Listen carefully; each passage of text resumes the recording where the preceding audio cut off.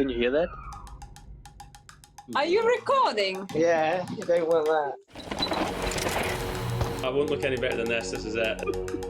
She is a crazy craft lady. Whoa. That might have to be taken out. What do you want? A full season of racing. Way better. That's my secret, so...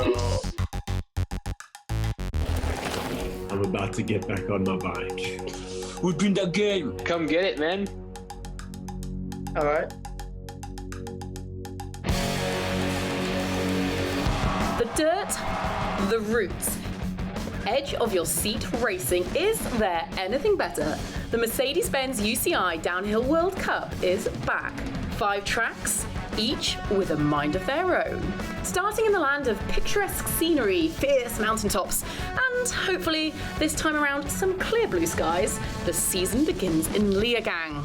And once again, we finish up in snowshoe, and who can forget what happened last time? Here comes Louis Bruni there. Surely Tracy Hannah is going to do it. It comes down to Danny Hart's run. There he goes fastest.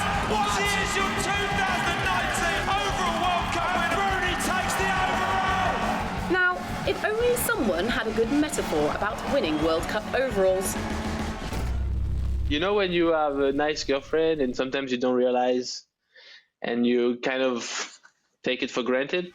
I had the World Champion jersey for 3 years in a row, the World Cup overall. I was starting to feel comfortable kind of in that role, and I was like, maybe it was a good wake-up call 2020 to realize the other guys are working super hard. I worked harder this year and I feel good. So how do you reach that summit? Speed and consistency. Just ask the new king of the castle. Yeah, that's right. Ooh, wrong one. Britain's Matt Walker is the man in the hot seat. I don't know if I expect it to change too much, kind of after winning the overall last year. What's nice for me is that I trusted the process anyway, but now I have a little bit of extra motivation going into the year, I guess. I have a little bit of a target on my back. I feel like I've got a recipe that works for me at the moment, so just gonna try and copy and paste from 2020 to 2021 and see where that takes us, really. Now, what about the fastest woman in the world? No Rachel, no Tracy, no problem, because the women's field is now looking fiercer than ever. Starting with Maureen Cabarrou. She will be your 2020 World Cup overall winner. She's done it. So how is she planning to defend her overall? By working on a new riding position for one. I'm a bit too on the back of my bike, so we try to charge more the front of my bike to have a better feeling, and we don't have place for mistakes, so we need to work on everything. I think everybody trained really hard to win the overall, so I think the battle will be strong this year again, so I think I need to be again faster than last year to win again. Next up, Valley Hull. The 19-year-old was announced in the new and youthful RockShox Trek race team alongside Jamie Edmondson, Ethan Chandreau and junior Tegan Cruz. Valley's been recovering from an ankle injury suffered at the World Championships in Leogang, but her win in qualification before the injury is a very good reason to get excited. My first goal is going to be jumping the river gap in Leogang, because that's something I need to tick off the box. I would like to go into the season with the same mindset I went into the season last year. I just want to show my very best. I want to be happy with myself, and last time it was enough to actually win a race and be kind of good at qualifying. So if I can reproduce the same thing, I think I'm gonna be happy with it. Now that Nina Hoffman has won a World Cup race in Maribor last year, she's ready to taste more success. I don't feel like a real winner. I still feel like I have to achieve more and go for more wins and so on to really state my position or something. Every race can bring some new challenges which you are not prepared for. But after winning one World Cup, you know that you can do it, and then you're of course really aiming for it. Back in the men's competition, Mr. Consistent Troy Brosnan has finished in the top 3 overalls for the last 6 seasons prior to 2020. Will he finally take the title? I don't know. I'm pretty excited just to kind of see, I feel like I've got really good pace and I just want to start racing. Like, I wish we could just go racing already. I don't like to, set over the top goals. Like, I know winning every World Cup is pretty much impossible to do. For me, it's just to be back to where, I was, the previous years in 2019 when I was fighting for the wins. Over at the MS Mondraker team, Britain's Laurie Greenland has been working overtime in the off-season to be in the mix for podiums again. Since my thumb came right, I've been riding probably the most I've ever ridden in the UK in my life. So much time away from racing as well, which is weird. You kind of have to really connect with your love for just riding bikes again. Almost like being a kid again, just picking up your bike and riding because you can. So I think I'm enjoying riding my bike the most I have in years. Oh. Yeah, it's all about getting else scared. The man known as the Bulldog is back at the World Cup 2 years after breaking his back in 2019, and it is still awesome to see him out there shredding. Obviously last season was a bit different because, all I did was pretty much train from the beginning of my accident to going racing again and try get back inside the top 10. A podium would definitely be a nice return to racing, and then just to be consistent. Oh, she's a pretty girl. Another rider you can never underestimate, and back on her bike after a few back niggles, Tani Seagrave is ready to attack the season. It's cool because the other day I was literally saying to my trainer, I finally feel like I've got to that tipping point of feeling good again, like feeling like an athlete and being able to do all my training properly without thinking about rehab or thinking about something that's an issue. Like, all that is kind of slowly falling off, and I'm kind of stepping it up again. The sweet sound of French domination and the sound of a reputation to protect. Miriam Nicole narrowly missed out on the women's 2020 overall in Lausa, and she's putting in the work to make sure it doesn't happen again.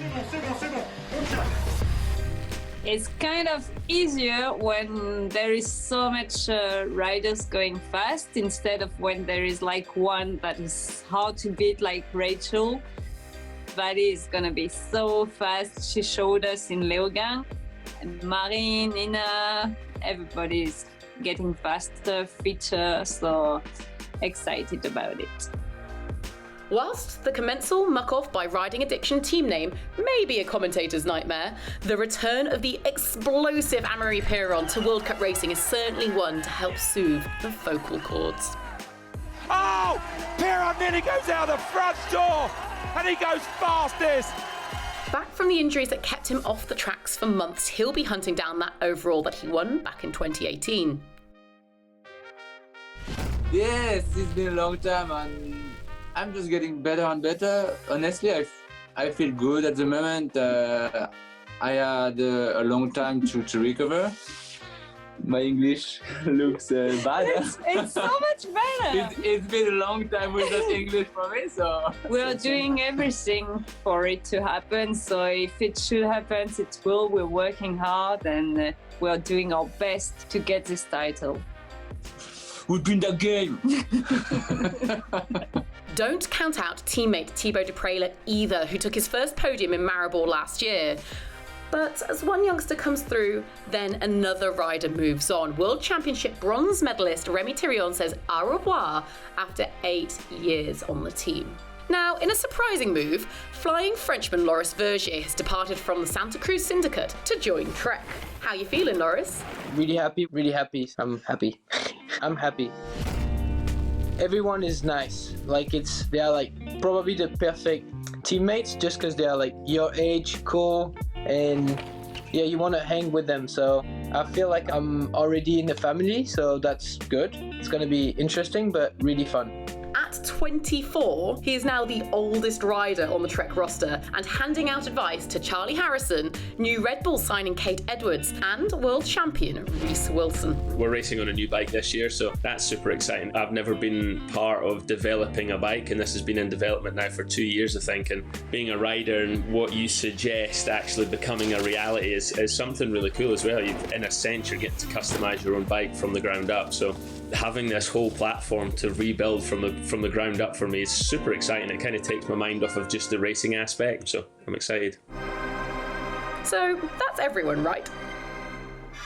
Not quite. Oh my goodness!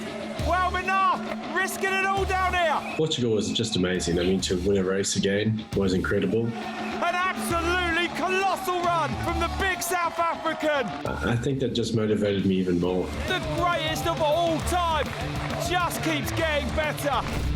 Just made me feel like I was back in the mix, you know, for us to be battling out again and be battling on the top end was really cool for me. Since I had my injury in 2018, I haven't been on that top end of the field battling for wins, so it was cool to be back. And then the second place, super close second behind Leogang on the second race in Lusa was just a great race. 3 times a world champion, this man. 3 times the overall World Cup winner. Menard takes the lead with just one rider left at the top. And it's green at the last split. Bruni over a 10th into the green then. Who's going to get it? Is it going to be Bruni or is it going to be Menard? Bruni takes the win. Super Bruni is back. So it was a season of transfer rumours and team moves. Danny called time on his 3-year career with Madison Saracen factory team as it came to a head as the team prepared for Maribor. As people saw, Madison did their press release after World Champs last year, just as I was going up to do a track walk in Maribor actually. So I spoke to Geordie at Fox and he said Cube were looking to get a podium race winning pedigree rider, and that's when I reached out to my now team manager, and it's been great from that day forward. With the heart ripped out of Madison Saracen, it was time for a move back into women's downhill after an absence of 4 years, with Italian Veronica Widman. First of all, I'm just grateful for the opportunity, but then I also think every team should have a female rider, really. So it's cool that they saw the opportunity in me as well and gave me the chance. And yeah, it's really cool to have a complete team, I would say. She'll be up against the newly crowned Women's World Champ too. I think it's going to be even the harder field than last year. A lot of girls we are competitive, and I'm always aiming for the top 5. And for sure, my ultimate goal will be to win a World Cup. We won't be seeing 5-time world champion Rachel Atherton on an Atherton bike this season, as she and her partner Ollie Davis are expecting a newer, much younger member of the team. So, are you ready? The excitement is building. The tension is rising. As the Mercedes-Benz UCI Downhill World Cup season returns.